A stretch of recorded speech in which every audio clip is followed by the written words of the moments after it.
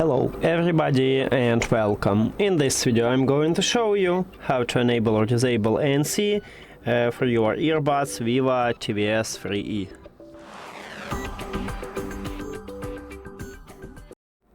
And basically we have two options how to enable or disable it. We can use an application or we can use gestures. Let's get started by use the application. You need to open VIVO Earphones.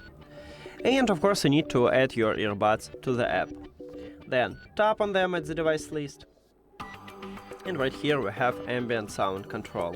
To enable ANC you need to tap on it, but you need to also wear your earbuds. And then we just enable it. To disable ANC you can swap or to transparency by just tap on them, or to normal mode. Now, as I said previous, we can use gestures, and by default you need to press and hold at the touch areas on your left or right earbud. Touch areas located at the back side, right here at the top we have them. Now let me put it to my ear and I just press and hold. Firstly I will swap to a transparency mode and then I will swap to ANC. Here we go. And from ANC you will return to the normal mode. And that's it.